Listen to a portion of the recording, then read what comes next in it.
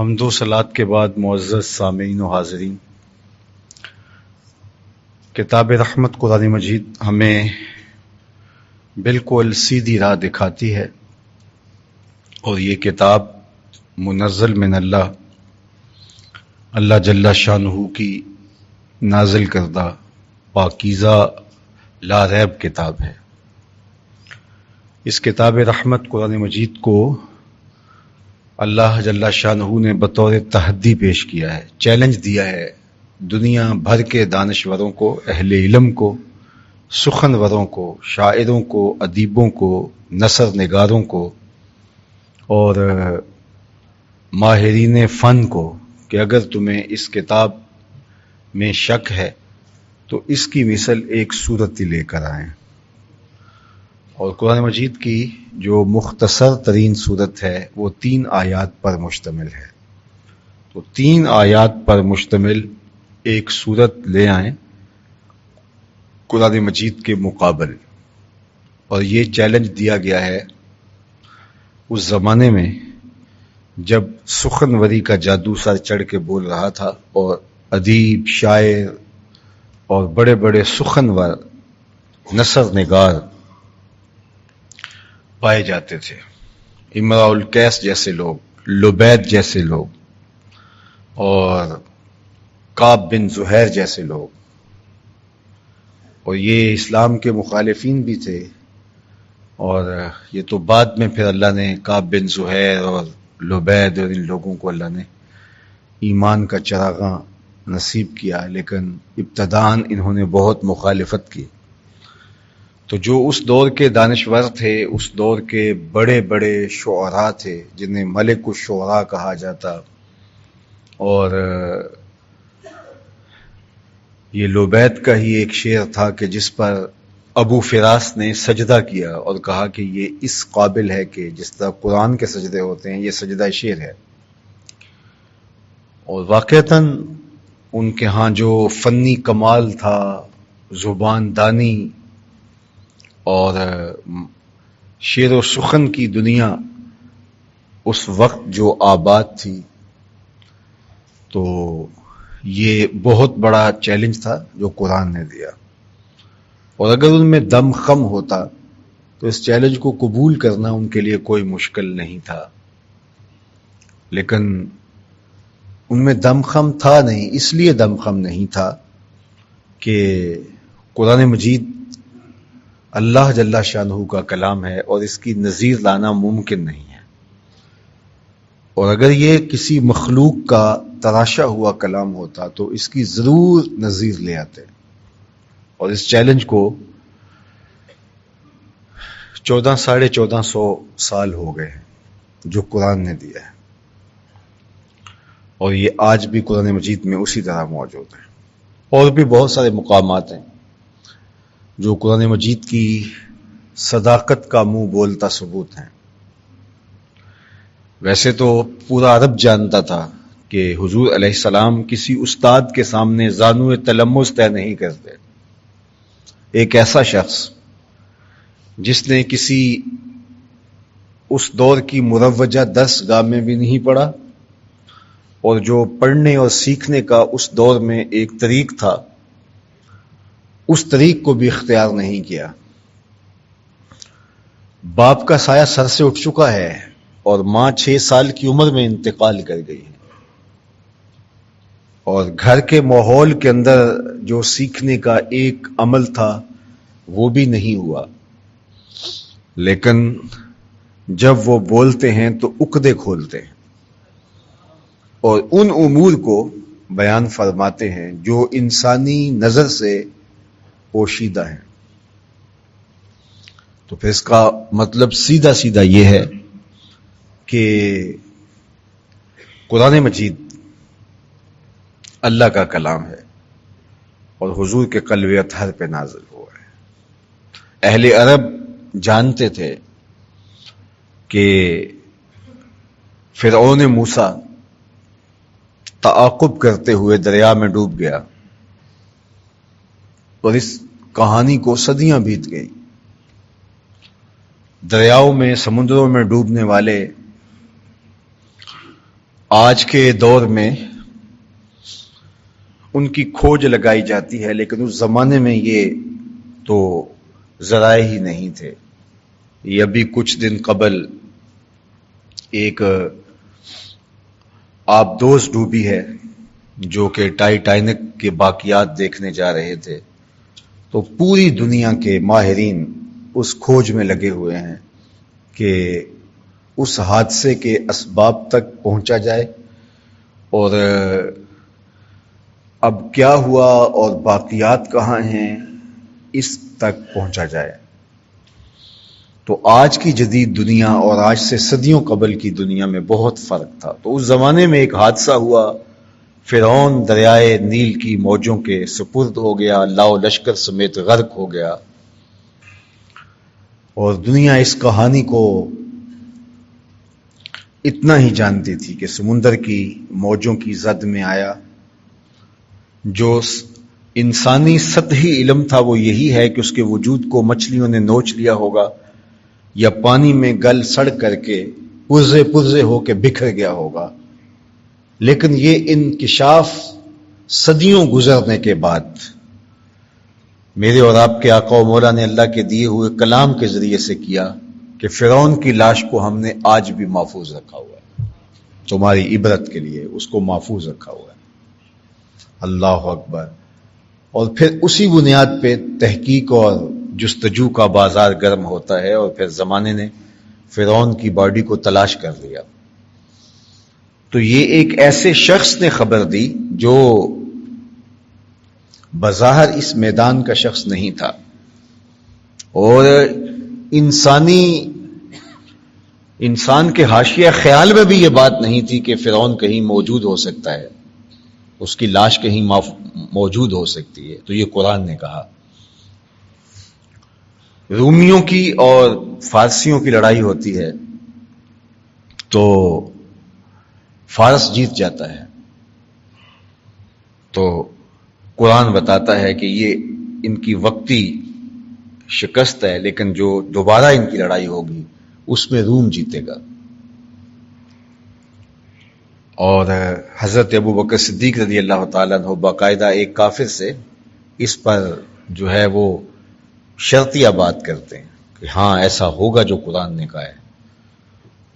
ظاہری اسباب کچھ تھے، لیکن جو قرآن نے کہا پھر زمانے نے دیکھا وہی ہوا. بلکہ میں اس سے بھی بڑھ کر آپ کو بات بتاؤں کہ جب تحویل قبلہ ہونے لگا، قبلہ تبدیل ہونے لگا، حضور جب مکے سے ہجرت فرما کے مدینہ تشریف لائے تو اس وقت بیت المقدس کی طرف منہ کر کے نماز پڑھتے تھے. پہلے بھی یہی ہوتا تھا، لیکن پہلے دونوں قبلوں کو جمع کر لیا جاتا. مطاف میں حرم میں ایسی جگہ پہ کھڑے ہوا جاتا کہ کعبۃ اللہ بھی ہوتا اور اس کی سیدھ میں بیت المقدس بھی ہوتا. لیکن جب مدینۃ المنورہ ہجرت کر کے گئے تو اس وقت یہ ممکن نہ رہا.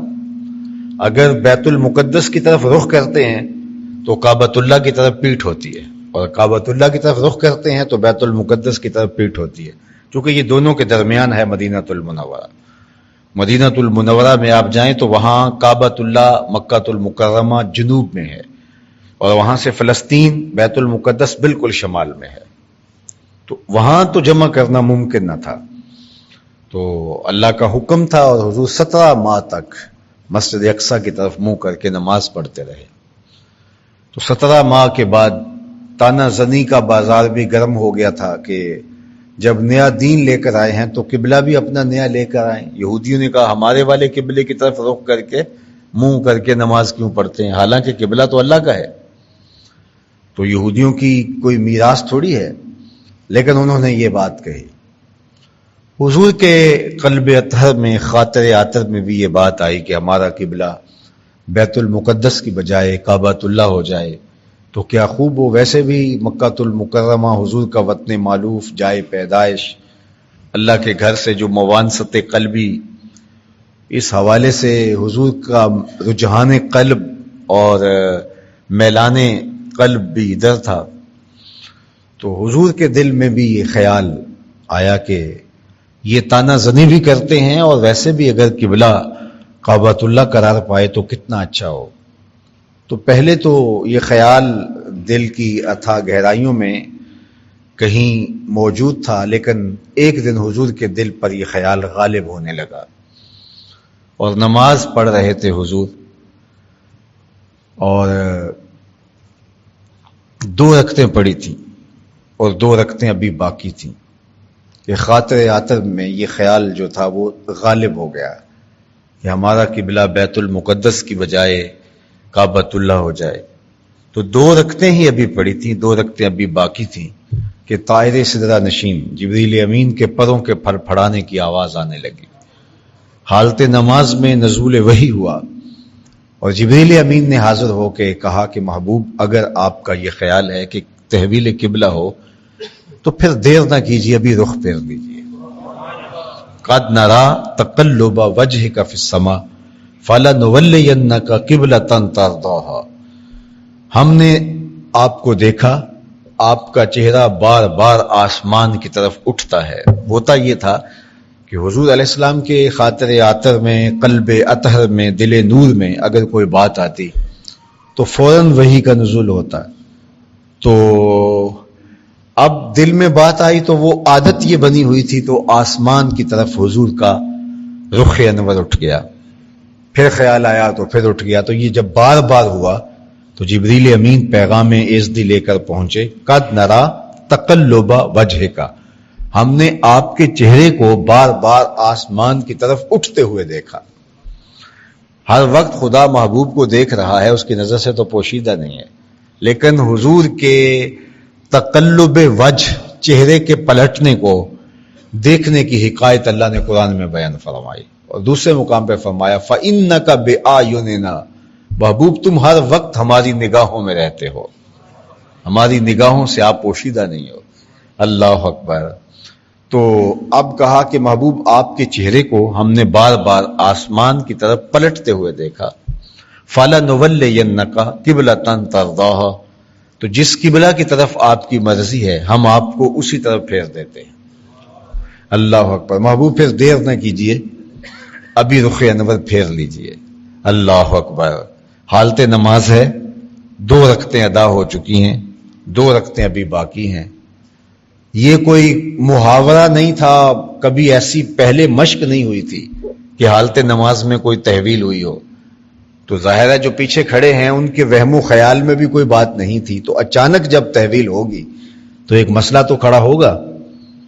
اور اب بالکل قبلہ بھی اپوزٹ، قبلہ بھی بالکل مخالف سمت. تھوڑا سا رخ پھیرنے سے تھوڑا سا رخ پچھلے والوں کا پھیر جائے، لیکن یہاں تو بالکل برعکس ہے. تو حالت نماز کے اندر قبلہ کی تحویل یہ کوئی چھوٹا اور عام واقعہ نہیں تھا، بہت بڑا اور غیر معمولی واقعہ تھا. اور حالت نماز کے اندر اس کا حکم آ رہا ہے، اور حکم بھی بذریعہ وحی آ رہا ہے. حضور کے دل کے اندر صرف یہ بات ڈالی نہیں جا رہی، بلکہ یہ وحی نازل کی جا رہی ہے کہ محبوب ابھی رخ پھیر لو. ہم نے تو نماز کا وقت بدلنا ہو تو 1 دن پہلے کم از کم بتانا پڑتا ہے کہ کل سے نماز ظہر 2:15 بجے ہوگی. نماز کا وقت بدلنا ہو تو 1 دن پہلے بتانا پڑتا ہے. یہاں تو قبلہ بدلنا تھا، ایک دن پہلے بتا دیا ہوتا، چلو ایک نماز پہلے بتا دیا ہوتا، نہیں تو شروع ہونے سے پہلے، اقامت سے پہلے بتا دیا ہوتا. لیکن یہاں ایسا نہیں ہے، بلکہ کہا محبوب ابھی رخ پھیر لو.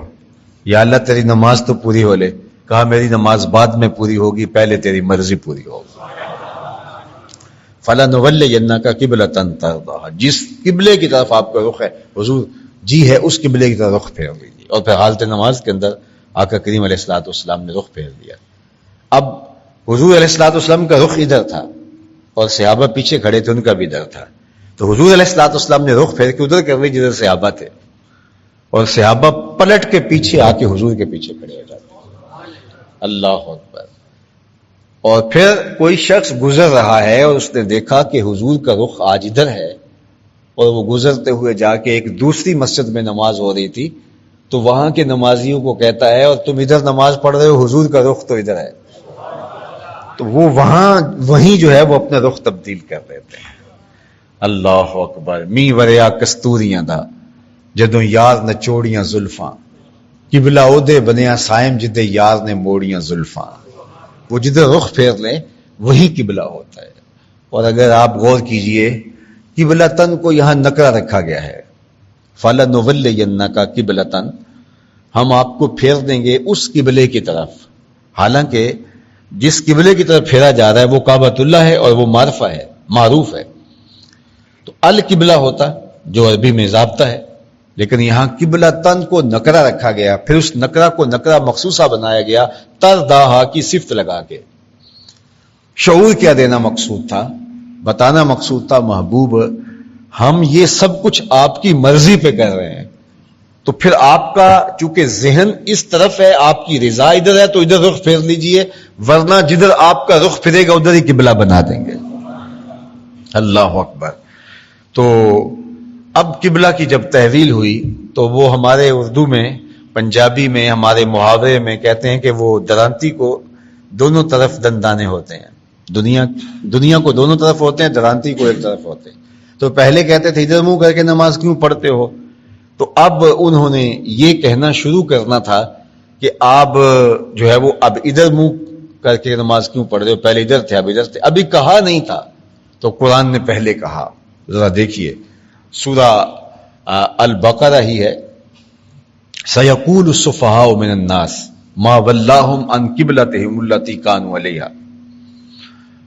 لوگوں میں سے کچھ بے وقوف کہیں گے کہ اس قبلے سے ان کو کس نے پھیر دیا جس پر یہ پہلے تھے. ما وَلَّاهُمْ کس چیز نے پھیر دیا، عَنْ قِبْلَتِهِمُ الَّتِي اس قبلے سے، اللہ اکبر، كَانُوا عَلَيْهَا جس پر یہ پہلے تھے. اب یہ کافروں نے کہنا تھا، ابھی کہا نہیں ہے، اور قرآن نے اس کی پہلے خبر دے دی کہ ان قریب یہ کہیں گے.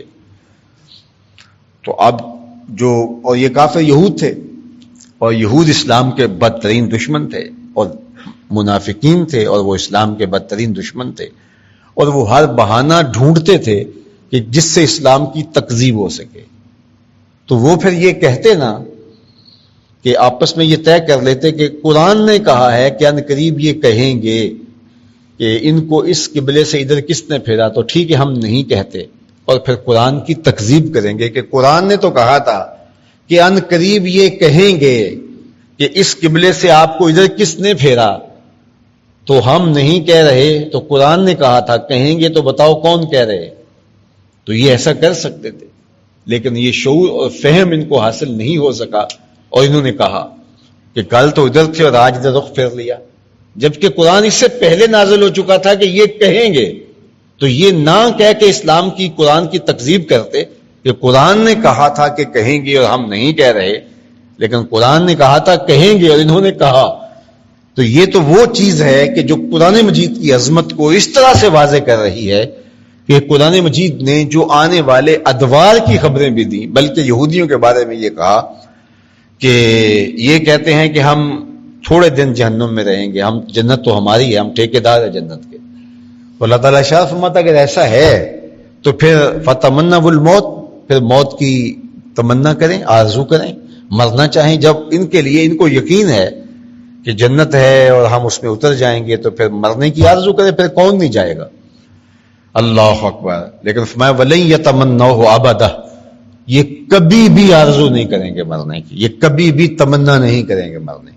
یعنی مستقبل کی ابدی نفی کر دی، اور اس کو 1400 سال بیت گئے. تو اب بھی یہود مرنے کی تمنا کر کے لوگوں کو بتائیں کہ میاں قرآن نے یہ کہا تھا، ہمارا مزاج اس سے برعکس ہے، لہذا قرآن کی تکذیب ہو گئی. لیکن قرآن کی تکذیب اس رنگ کے اندر بھی کرنے سے وہ قاصر ہے، اس زمانے کے اندر بھی اور آج بھی. جو قرآن کی دی ہوئی خبر ہے، اب اس خبر کی تکذیب کے لیے وہ اپنا عمل بدل کر کے تکذیب کر سکتے ہیں، لیکن نہیں کر پائیں گے. اور یہ قرآن کی صداقت ہے. اب قرآن مجید کا حرف حرف، لفظ لفظ جو ہے وہ نور اور روشنیاں بانٹتا ہے.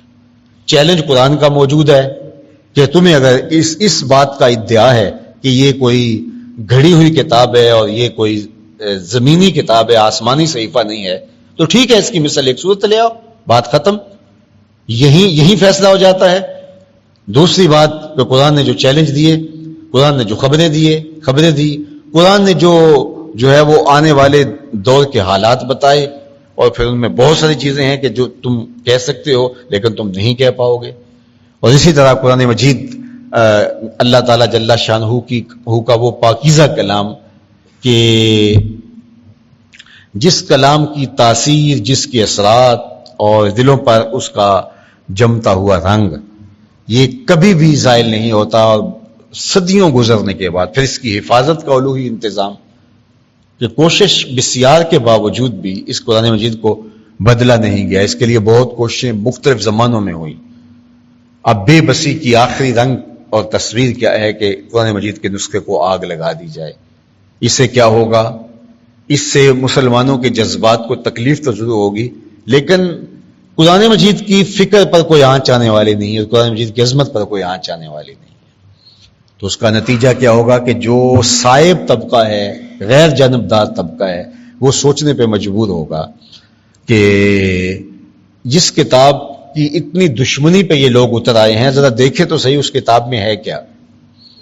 قریش مکہ جب باہر سے آنے والے لوگوں کو راستوں میں کھڑے ہو کے روکتے کہ اس شہر میں آئے ہو، تجارت کرو، کام کرو، چیزیں خریدو، سب کچھ کرو، بیچو، لیکن محمد صلی اللہ علیہ وسلم کو نہ ملنا، وہ جادوگر ہیں۔ تو لوگ پہلے آتے، چیزیں خرید کے چلے جاتے، نہ ملتے، کوئی فرق نہیں پڑتا۔ تو جب منع کیا گیا تو ان کے اندر تجسس پیدا ہوا کہ جس سے منع کرنے کے لیے اتنا زور لگایا ہے تو ہم مل کے دیکھیں تو صحیح اس میں ہے کیا۔ پھر اس کے دل میں آرزو پیدا ہو جاتی ان کے منع کرنے کی وجہ سے کہ ہم دیکھیں تو صحیح کہ یہ منع جس کو ملنے سے کر رہے ہیں اسے مل کے دیکھیں تو صحیح۔ اور پھر جب وہ ملتے، حضور کا خلق ان کی روحوں تک اتر جاتا اور وہ جانتے کہ یہ جادوگر نہیں ہے، یہ کاہن نہیں ہے، یہ ساحر نہیں ہے، یہ مجنون نہیں ہے جو الزام انہوں نے لگائے، یہ تو اللہ کا سچا نبی ہے۔ اور پھر ہوتا یہ کہ ان کے دل میں ایمان کا چراغاں ہونے لگ جاتا۔ اب بھی انشاءاللہ 9/11 کے واقعہ کے بعد جو ہے وہ مغرب کے بک سٹالز پہ سب سے زیادہ جو کتاب بکی تھی وہ قرآن مجید تھی، اور اس وقت بھی جو ہے انشاءاللہ اس ادھر رجحان ہوگا۔ اسلام کے فطری فروغ کو روکا نہیں جا سکتا۔ مجھے حکومت کویت کا یہ بہت اچھا قدم لگا کہ انہوں نے 1 لاکھ قرآن مجید کے نسخے کو سویڈن زبان کے اندر جو ہے وہ ترجمہ کر کے وہاں تقسیم کرنے کا جو ہے وہ اعلان کیا ہے۔ یہ ایک بہترین انداز ہے۔ صرف سڑک پہ احتجاج کرنا، میں اس کی مخالفت میں نے پچھلے جمعے بھی کہا تھا نہیں کرتا، لیکن اس سے ان کو فرق نہیں پڑتا۔ ہمارے جذبات کا اظہار ضرور ہے، لیکن اس سے ان کو فرق پڑے گا کتنے لوگوں کو قرآن مجید سے آگہی نصیب ہوگی۔ اور ہمیں بھی اپنے اپنے دائرے کے اندر قرآن مجید کی ترویج کے لیے عملی جد و جہد کرنی چاہیے۔